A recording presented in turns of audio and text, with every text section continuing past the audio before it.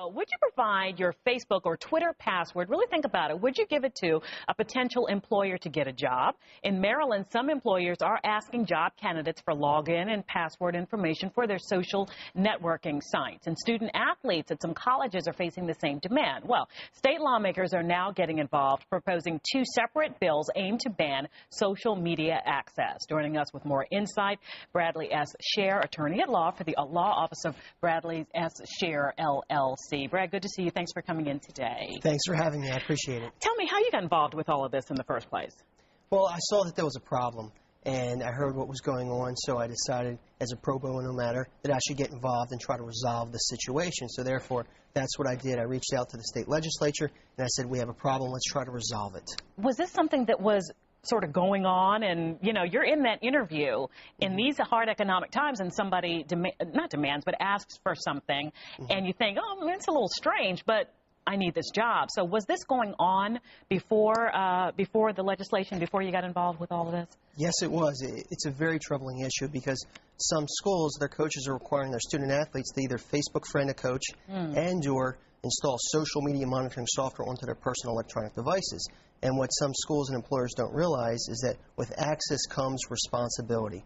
So if you want to have access to this type of content, you may become liable. And a perfect example of what may happen if there's a delay in warning about something is the tragic Virginia Tech case that was just decided a couple weeks ago, where just because there was a delay in warning the campus about a terrible incident that was going on, the school became liable for 2 jury verdicts of $4 million apiece. Oh, it's interesting, the connection there, because one leads to the other, snowballs in effect. Okay, let me play devil's advocate from, say, the college recruiter or the college point of view with the student athlete and an employer. With these social media sites, this isn't like, you know, your tax information. This isn't how much you owe on your mortgage. This is what you could see if you were a Facebook friend, for example. What would be their reasoning for wanting to be involved in this way with a student athlete or a potential employee? Well, in some situations, what people would want to see is what's going on in their personal lives. Today, our personal and professional lives are being blurred ever more with everyone using all this stuff. Well, the problem is that, is it all right for someone to come into your personal apartment and bug your personal apartment to see everything that's going on? So therefore, I believe there should be some type of line drawn. If you have a password-protected electronic account, an employer or school should not have access to the password-protected electronic information out there. Okay, so now there's two pieces of legislation? Yes. Is one deal with the college level, one deal with the more professional level? Is that how it's broken down? Exactly. Okay. One deals with colleges and college students and applicants, and the other one deals with employees and job applicants. So it's great legislation. What does it say? What does it prohibit exactly? It basically prohibits, for example, a coach to require a student athlete to either Facebook friend him or install monitoring software into their personal electronic device. And it also prohibits a college to say to a college applicant, hey, you need to allow us to have a peek at your personal password-protected content.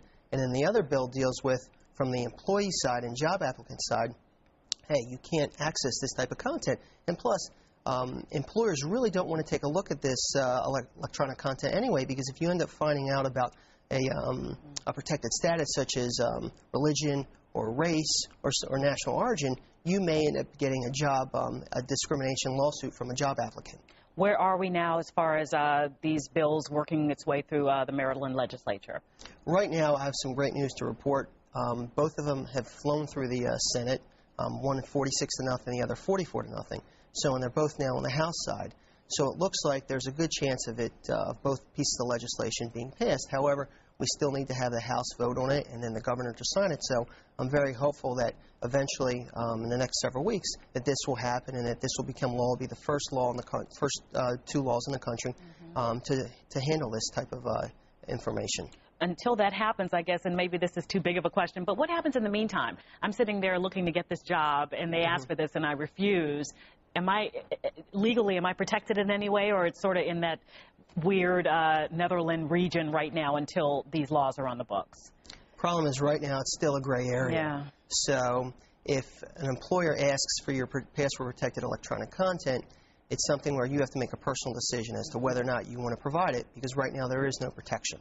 And I'm hoping that with this legislation being passed, we will become protected. And I just want to say that We had Democrats, Republicans, industry experts, and lawyers all coming together to create a win-win piece of two pieces of legislation that would not only protect our personal privacy rights, but also protect our economic interests.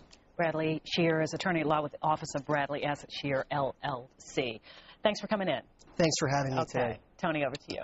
The Fox 5 Weather app. Look 10 days ahead or hour by hour. View today's video forecast and radar that can pinpoint your neighborhood free at your App Store or Android Market.